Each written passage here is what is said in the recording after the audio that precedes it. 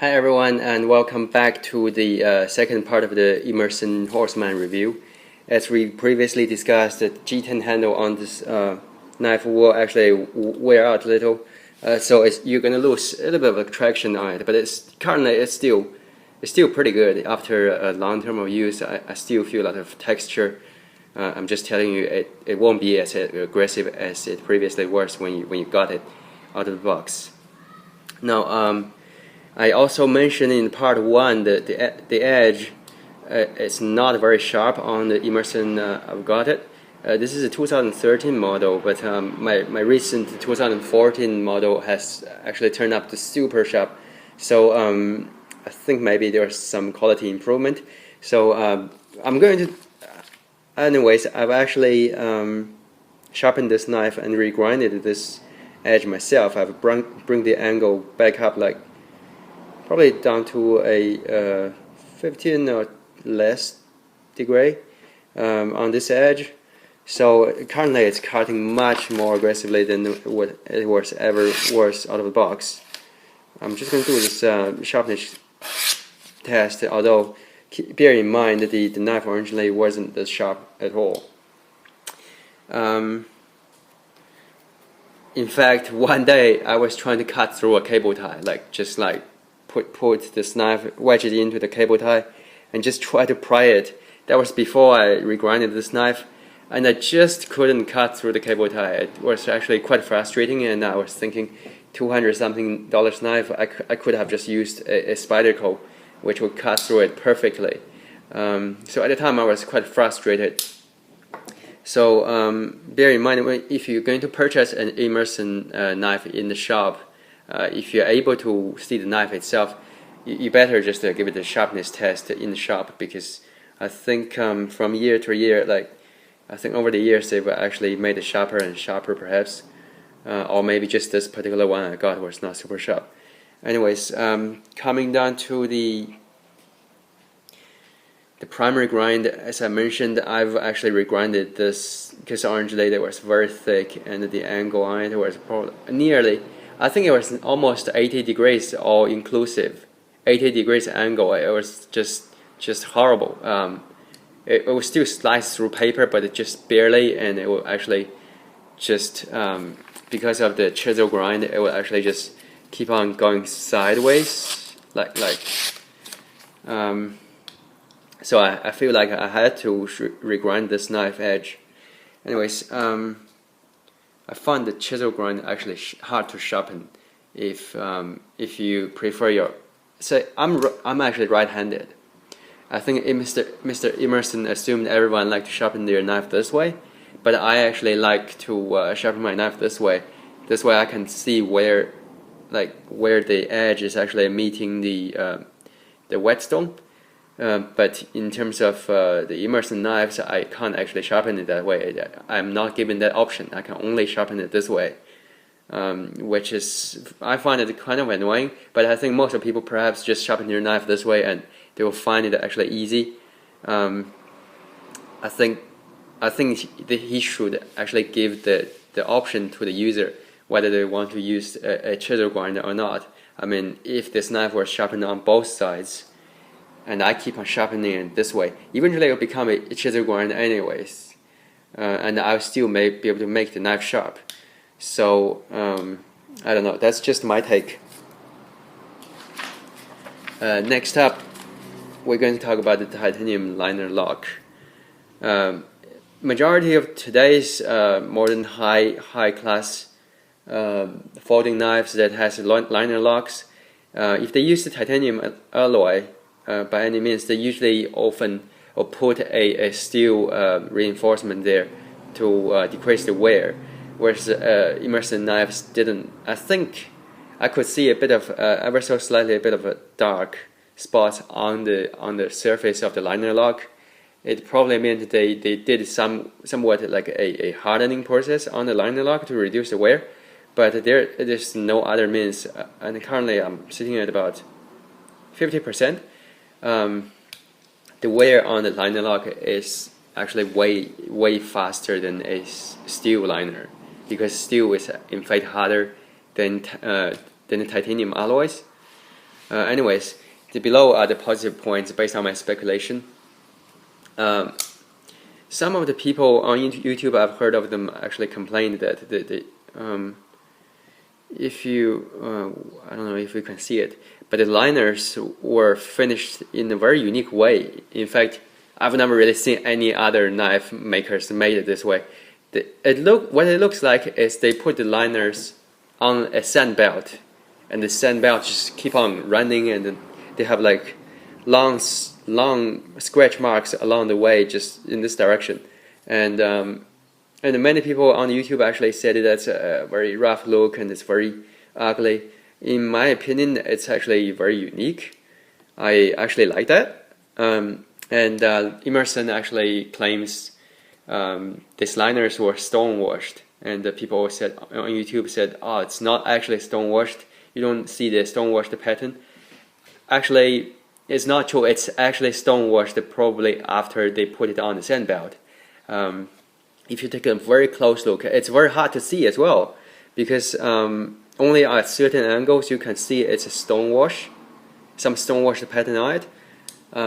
What I suspect is that after the sand belt processing, they put these liners in the stonewash tumbler or the processor for a very short time. So the stonewash doesn't actually take away the grinding marks, and the grinding marks is still predominant in terms of look. But the stonewash, that gets rid of all the burrs, and these liners are actually very smooth. Although you can see some machining mark,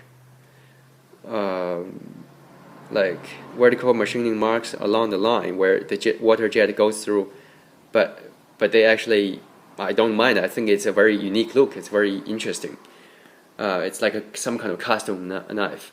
And the other thing is that 154 cm steel, as much as it may seem to be a little bit of a medium quality or slight medium high quality steel today, I think for the combat use they've hardened it to 57 to 59 Rockwell hardness. It's a good choice, because they actually try to increase the steel's toughness, which in terms of a fighting knife is pretty important. And edge holding is a little bit less important in this way.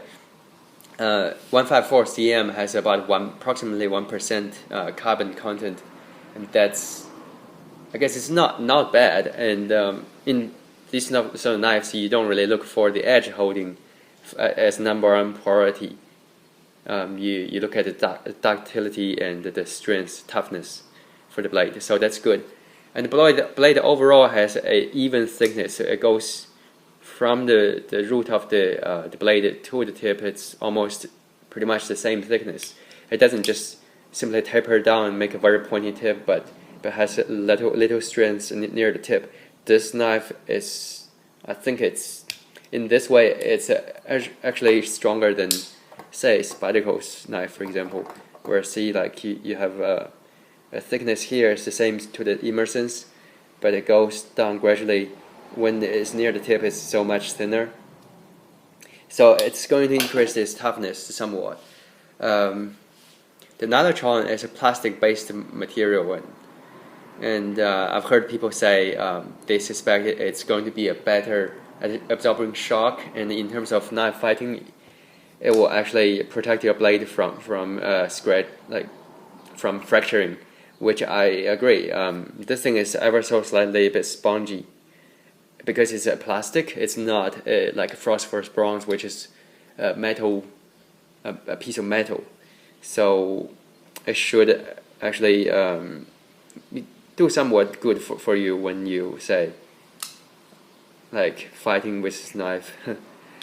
Negative things based on speculation is this knife here has this big belly, but here it's like this very straight portion of the edge, which is, I find it harder to sharpen on a flat whetstone, because the mismatch of the whetstone, say when the whetstone is not ideally flat, and you sharpening this not so ideal flat portion either, it's actually like, it's not, the two flat portions will not meet perfectly, and your sharpening won't be actually perfect.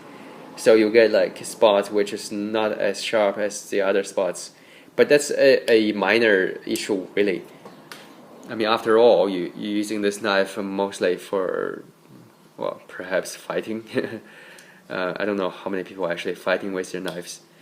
The wave opening, actually, to actually make the wave opening work, you have to draw this knife sideways and very fast.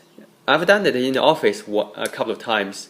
It was quite scary, and honestly, if anyone was standing next to me on the side where I'm going to draw this knife, and this knife will open.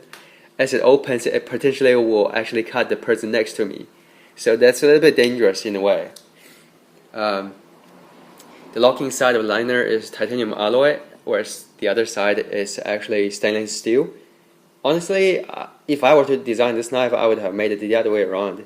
Make this side stainless steel and the other side titanium alloy, because titanium alloys, if they're actually softer materials than stainless steel, so in terms of wear, they will wear faster in the liner. Whereas on this side, they will be able to do a lot of good structural strength supporting and reduce the weight somewhat. That's just my opinion.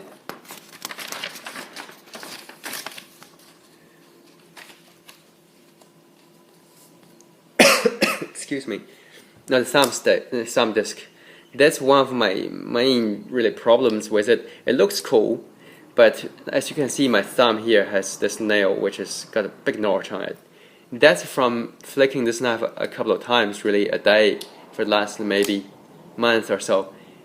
This thumb disc is made to wear your thumbnail, really, and I don't find it particularly comfortable when I use it. It's got like this huge texture thing, which is actually wearing your thumb for no reason, because I think the shape of this thumb disc is already providing a lot of traction. You really don't need these things.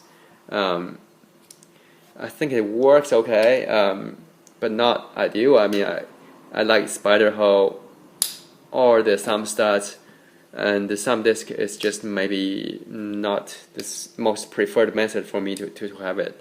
And I think if I were to design the thumb disc, if it has to be here, I would make the angle so ever so slightly. Instead of this flat angle, I'll make it so slightly like that, which will probably increase the comfort. Nylatron is also it's a plastic material, as I previously mentioned, and it's actually got little particles, which is a magnesium sulfide. Watch my previous part 1 video. I mentioned it before. It's to decrease the wear, the friction.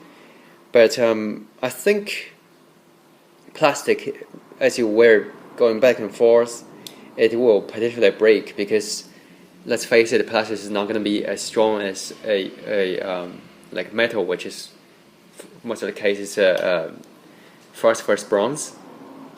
So I think Emerson website actually sell these washers for like some $10 or $15 or something, saying you eventually will need replacements. So I think they themselves, they know these things are going to break if you just go back and forth and play around and open it and close it. The other thing is that I found the chisel grind when cutting, it's a little bit of a pain. Right now with this edge angle reduced, it's a lot less pain. But when I first got the knife, when the edge angle was almost 80 degrees or so inclusive, it always pushed the material. Imagine this is the knife when I first got it. This angle here, the edge here. I'm not really exaggerating. That's pretty much how it came in. It was a very, very, very huge angle. Like cutting into things is a huge pain. Like you have to use so much effort. But when you cut into things, it tends to actually push your knife edge toward this side. So when you're cutting into things, it keep on sliding this way. It goes whoosh. So it's pretty annoying for EDC use, honestly. The liners are not polished to reduce the pivot friction.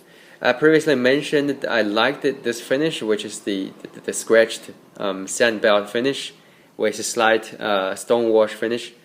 But unfortunately, they've done this finish the whole way through, everywhere, like even including where the liner, where the pivot is, where the washer as well as the liner actually contact. It's going to be the same. It's going to be all this scratched finish, which is very rough. As much as I like this look on this particular knife, I think that's going to increase the friction, which probably also contributes why when this knife first arrived, it was just so tight. It was like you have to use two hands. It will be a bit of a workout for you to open. It was how tight it was. Today, it's quite smooth, and I like it very much. See, I can even flip it open, with one hand. Otherwise, struggle sometimes. But I like the knife very much now. But it takes a long time to actually wear out, and you have to put some lubrication. You have to potentially loosen the screw if you are impatient with it. Anyways, that is my take on the knife. Overall, I like it. I hope you enjoyed this video, and thank you very much for watching. See you next time.